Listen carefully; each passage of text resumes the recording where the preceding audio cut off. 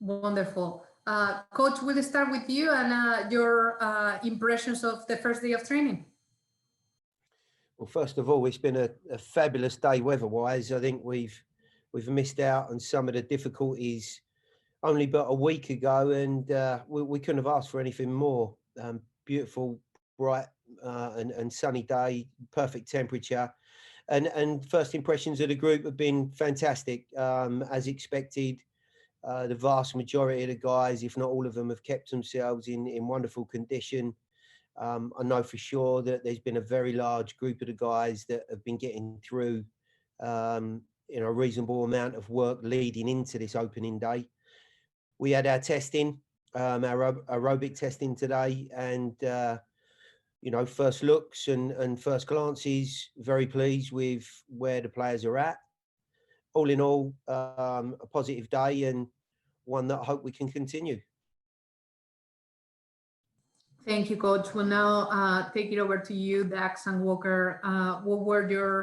You have been training individually for the past few weeks, but what did it mean to be finally on the field as a group? Dax, we'll get. Yeah, first things first, apologies. If you're wondering, I am in my car. The boss, AKA my wife, has made it known to me that I'm not allowed to enter the house. She's on a very important Zoom call herself, and if our dogs bark, I will be in a lot of trouble. So I'm taking it from my garage in my car. Apologies for that. In terms of the off season and getting back in the first day, it's just been fantastic work, I think, from everyone in our group. The first day was brilliant, like Gary said, perfect weather. The aerobic testing went really well. I think you can tell most guys have taken it upon themselves to stay fit, do a lot of work. I know that myself personally was involved in a fairly large group of players that came back into Nashville relatively early on in our off season to try to get in some individual work and try to maintain our fitness out on the turf field at Curry Ingram. The sessions, I think, were really bright, very positive, and I think they have set a really nice foundation for us to go on and, hopefully not have to do too much fitness work. That's down to the boss. But I really like where our group's at right now in terms of the camaraderie and the fitness and the base that I think we've set for ourselves going forward into this preseason. Thank you, Dax. Walker? No, well said from both Gary and Dax. It was a great day.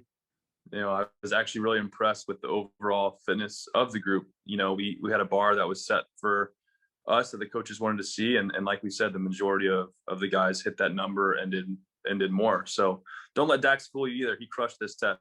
He was a top 5 performer today. So age is clearly just a number.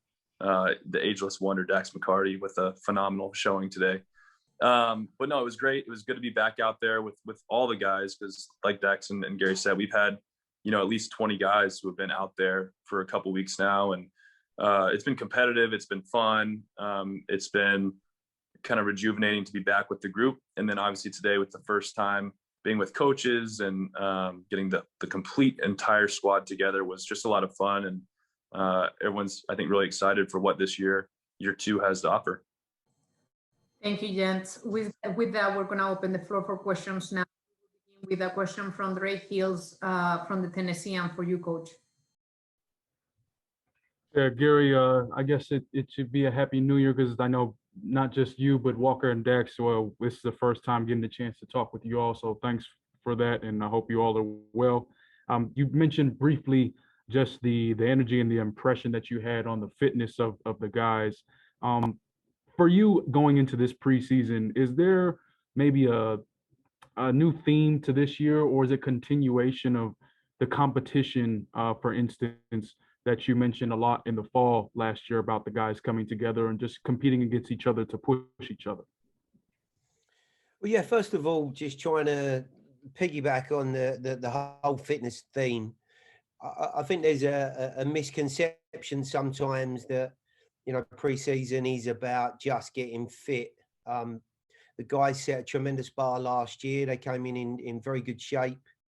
And that in itself enables myself and the other coaches to really focus on, the more technical and tactical side of the group, which, you know, I think everyone took on board incredibly well. The season, we know, wasn't, you know, as it normally would be, but that gave us a very strong foundation to move on from. And it's no different this year. We asked the guys to be thoughtful and enjoy themselves, but just to make sure that preseason wasn't just going to be about reaching the levels and maybe the bar that we'd set last year. We want to use this time to try and push on and work at some of the things that maybe didn't go quite as well. And there are plenty of those things that we can improve on.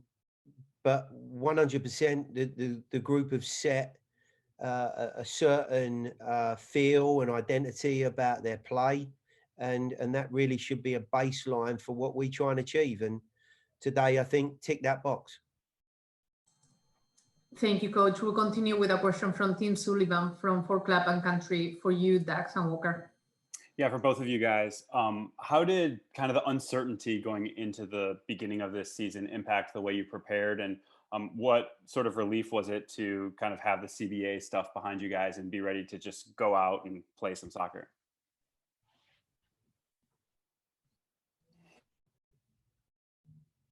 Yeah, I'll start it off. That's a great question. I know, you know, it's different for everyone. And I know for me, you know, international duty was great for this off season in particular, because, you know, the December camp and January camp kind of allows you to keep going and staying in form and keeping that fitness. And it's way easier to do that in a group setting when you're training all the time. And so with an extended off season like this, it was perfect for me. And then it's perfect for the guys who didn't have international duty because they showed up so early. So they've had, you know, 3 or 4 weeks to really get into it and to hit the season in stride.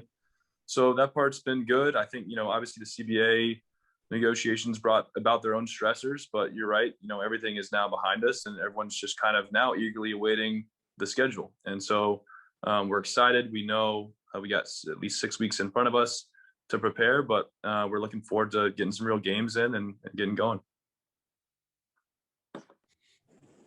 Yeah, to piggyback off that, what Walker said, it is very individualized in terms of how you're going to go about your off-season program. Myself, this actually was, I think, my longest off-season I've had since the mid-2000s when I first turned pro, and we only had like 10 teams in MLS. And so the season ended in like September, and then you had like 5 months to just hang out. As opposed to what I did back then, which was just go home and do absolutely nothing for 5 months. I took it upon myself to take a little bit of a break, recharge the batteries a little bit, spend a good amount of time with some family.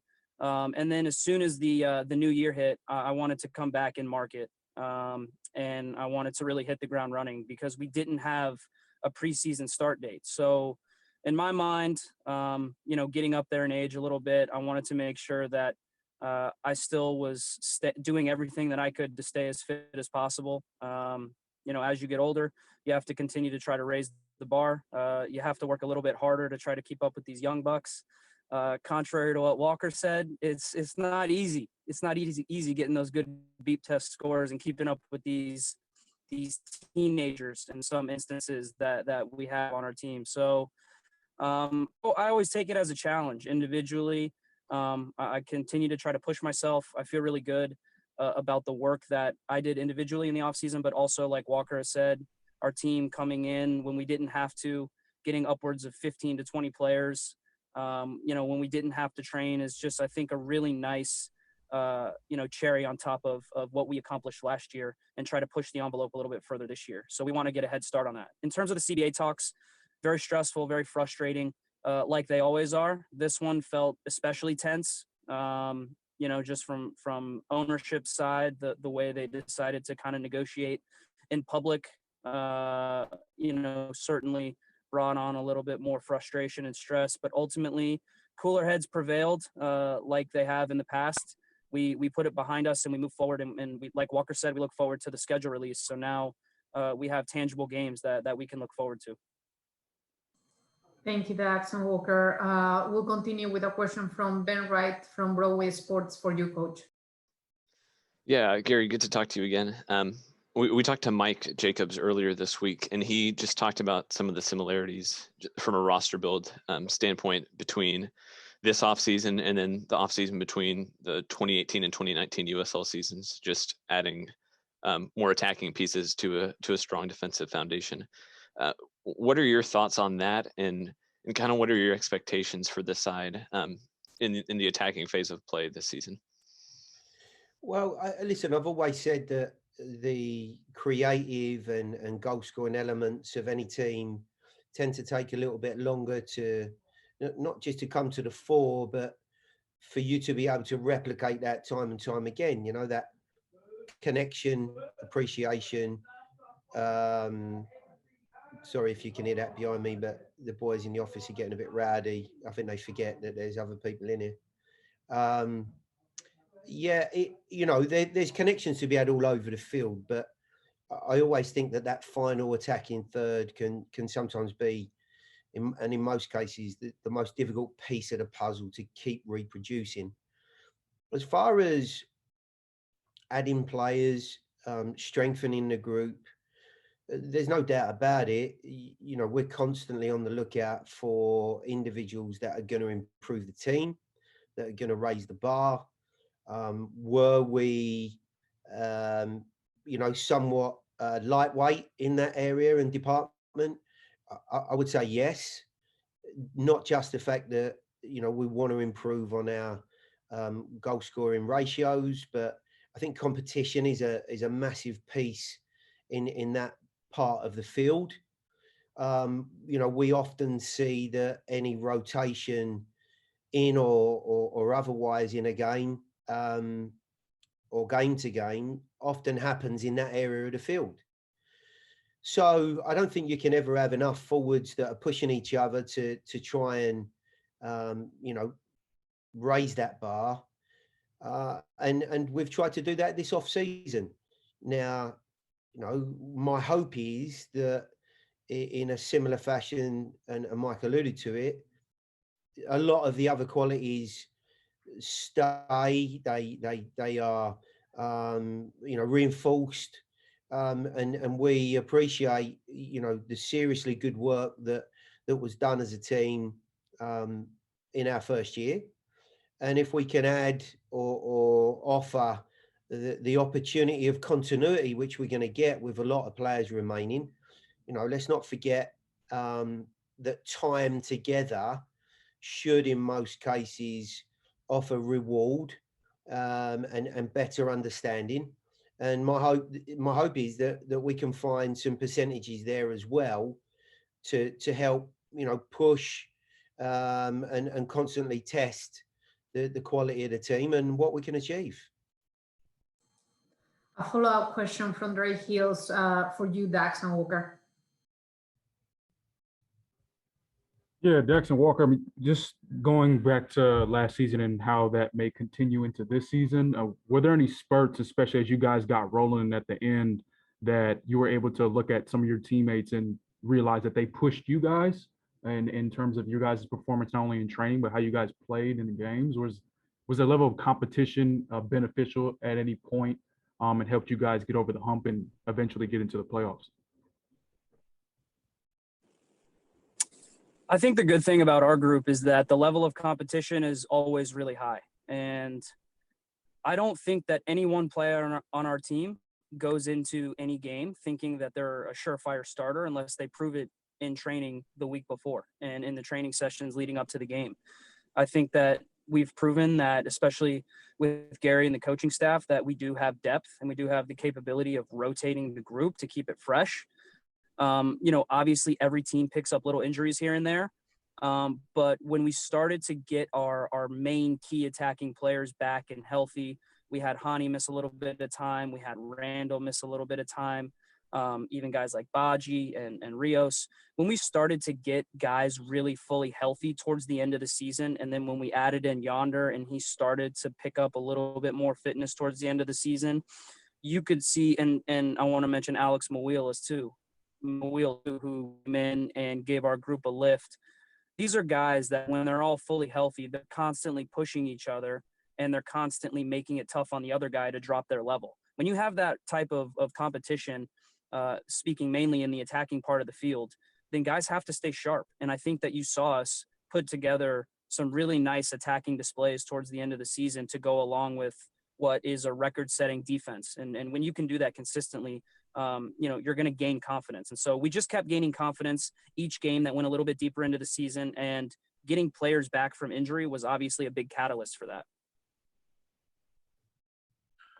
No, that's really well said, and I don't have much to add, but just again highlighting, thinking back to last year, the road win in Houston where we had a pretty much full squad rotation. They go in, get a massive 3 points for the team, come back. We've had so many games to go to New England away. We rotate some more guys, 0-0 draw against a team that had won like 8 straight or something like that, or undefeated in 8 straight. And so those were big turning points where guys were, again, the competition has always been there. Some guys got their chance, and what they did with it was massive for us and kind of kept some momentum going, gave us some momentum.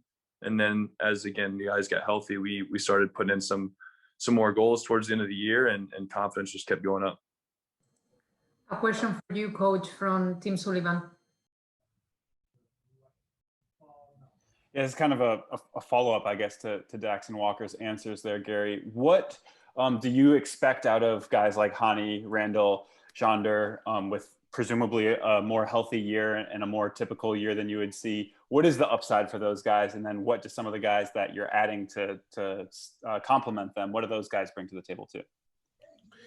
We saw in limited playing time when it's been publicised, when our 3 more designated individuals in the attacking half of the field were working together, there was some very, very nice reward. So, that type of connection and understanding is something that I think we all would like to see in a more consistent way. But, the 2 guys on here have mentioned it already.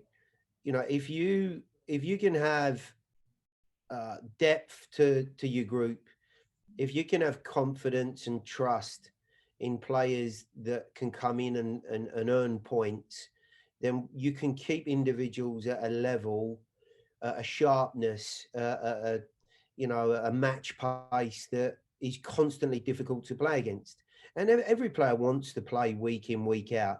But I think last year was an example of how tough it can be. And the 2 guys on the screens here, had to suffer more than anyone in terms of playing time, flying in on the day, playing midweek consistently. If you've got the opportunity to rotate, it's beneficial not only for the group, but for performance and the front line. If it can stay sharp and it can stay active, then it certainly drags more out of the individuals, and it pulls the team higher up the field. You see many times where you have fatigued forwards and the group plays too deep, whatever group that is. And our aim, as much as we possibly can, is to keep that bright and buoyant and effective. And I think we're in a much better position to try and do that and achieve that this year. Ben Wright with a question for you, Dax and Walker.